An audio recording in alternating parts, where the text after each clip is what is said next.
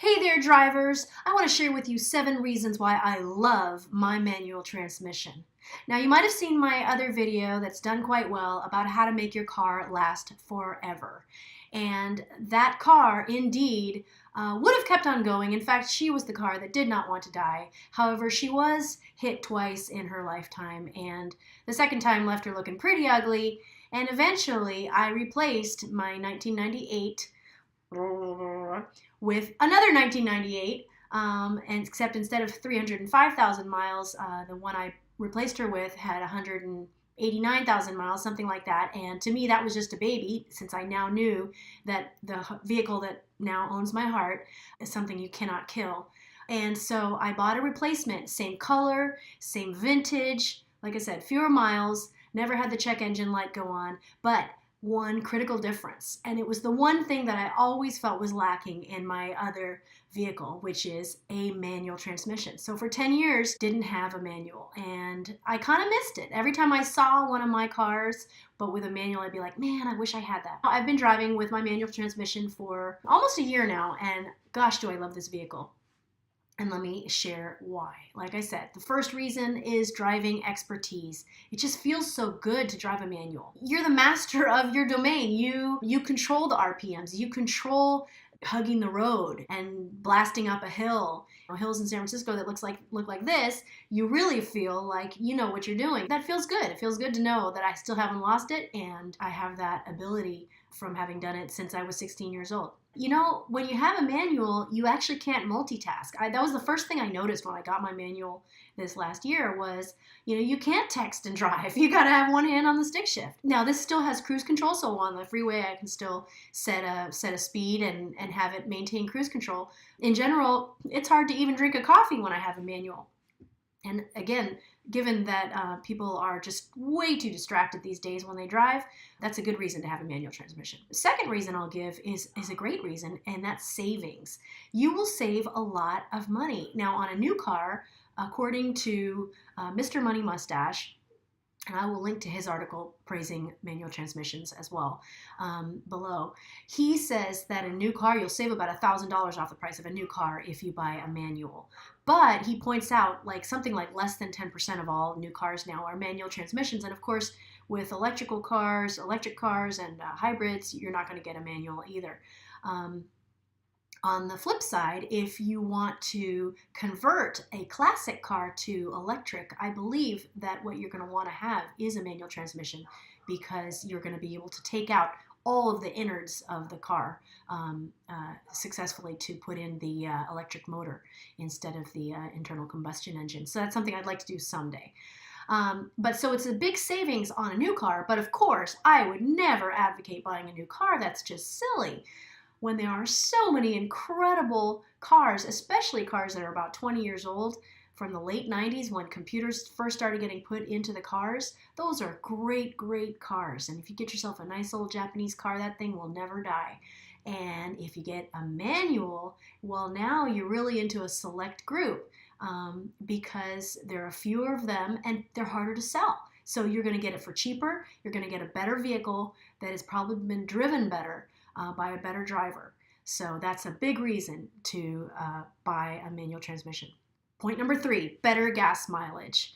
A manual weighs about 100 pounds less than a regular car. And so I'm quoting directly from Mr. Money Mustache here. Most cars have a power to weight ratio of about 20 pounds horsepower. So when you take off that transmission, that 100 pounds, you're adding about 5 horsepower to your vehicle, because you're unhooking the equivalent of a large bag of concrete mix from the undercarriage. And so that right there, you just saved, 100 pounds of extra weight and gas. And I will tell you what, driving my manual, I really noticed that the gas tank just doesn't go down. Point number 4, better handling. A lighter car is going to handle better. And I have noticed this as well. And, once you understand, you understand RPMs, you understand how the power differential works. It's so nice when you yourself control that. And if you've ever driven an automatic, I'm sure you've felt what it feels like when the automatic is in the wrong gear. Of course, you can tap on the gas and help it get into the right gear or the gear that you want to be in. But with a manual, you're in control, and it's a really nice feeling. And I noticed right away, like I said, having the exact same year, model, engine, everything of the car, a stick versus an automatic. The stick, it just feels peppier. And this is for a car is not known for being a peppy car, okay? So it's got a little 2-liter engine in it, which I love. Again, gas saver. Guess what? You put a stick shift in that thing and it's much peppier and more fun to drive, you know? It's just more fun to drive. Now, next one, point number 5. This is one this will really date me, man, because not everybody even knows this is possible, but I remember back in the day, bump starts. Whatever had gone wrong and the car was not having it, was not going to start, and you would get a nice rolling start, stick it in gear, turn the key on, and once you got a nice headwind, you put your foot on the gas, take your foot off the clutch, and boom, your car has started. Well, you cannot do that, obviously, with an automatic, mainly because the torque converter is not a direct connection to the crankshaft, so you don't have like a clutch, you have a direct mechanical connection to the wheels. And the important thing is, obviously, what you want to do is spin the wheels, which is going to spin the crank, which is going to spin the engine, which is going to turn the alternator and make electricity. Normally, you would use a lot of electricity to turn on your starter motor and use the starter motor to turn the engine and cause that first spark to go. Well, you don't have to do that. Point number 6. Longevity. A huge point of contention on my previous video where I said my car lasted to over 300,000 miles. Well, like I said, at the time of the video, it lasted 300,000, and then it went another 7,000.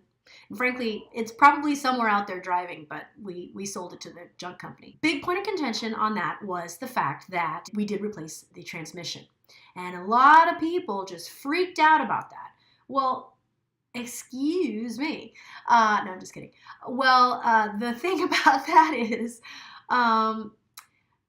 look, I never expected a automatic transmission to last. I actually was under the impression that they don't last. Now, a lot of the people who commented said, that's bunk, you got to change the automatic transmission fluid religiously, and we weren't religious about changing that the way we were religious about changing the engine oil, which is the number one reason I attribute the longevity. From most of the stuff that I've read and most of people that I know who have automatics, that the automatic transmission is going to go. I don't know. That's just with my life experience, okay? So, but my other life experience was manual transmissions. Before I had my car that lasted 300,000 miles, I had never had a transmission go in my life. Why? Because I'd only ever driven manuals. So the point is, an automatic transmission just has so much gear, fluid, computers, a lot of stuff that can go wrong. And a manual is, you don't have to change the oil in it very often, but the clutch can be a little problematic, and that also can be driver dependent. If you're not very smooth with the manual, that can result in more having to change the clutch. It really should be able to last a lifetime. My final point, which is when you drive a stick shift, you are a badass. You are, you're the elite. And what I think is kind of cool is you don't have to drive a sports car, and I'm not really a sports car nut. I love classic cars. I love beautiful cars. And if you remember my other video, when my car started to die, or maybe I didn't put it in that other video. I don't know if I did. But when my car was getting very, very old, I drove a bunch of cars. I joined Zipcar and I drove a bunch of different cars. And I didn't like any of the new cars. I hate touch screens in cars. I think that's a terrible idea. And if you have children, you'll know what I mean. I don't like the portholes. It's like now there's a thing where it's like you can't see out of your freaking car because it's just like little portholes. And that's why people have to have a backup camera because they don't know how to back up anymore, or they don't have any visibility. My car, I've got these giant windows. I love it. It's like the Pope Mobile. And I love old cars with their beautiful expanses of glass. That's beautiful. I'd love like maybe a split windshield something, maybe a split windshield VW. I had VWs back in the day. It'd be neat to convert a split windshield 60s VW van into electric. That would be kind of fun. But at the same time, I'm also really happy with trying not to drive and trying to use my own power as much as possible. The whole point of my last point is that joy. And having a manual transmission is one way to bring it back. Because nowadays, I've said this in another video about why now is a good time to stop driving. because it's not fun anymore, okay? There's too many cars on the road. And I think what's also really silly is this idea that self-driving cars are going to solve this problem. I was just in New York City for a couple days and I took the train everywhere and I loved it. And I spent like $10. It was nothing. And it's so much better than taking Lyft.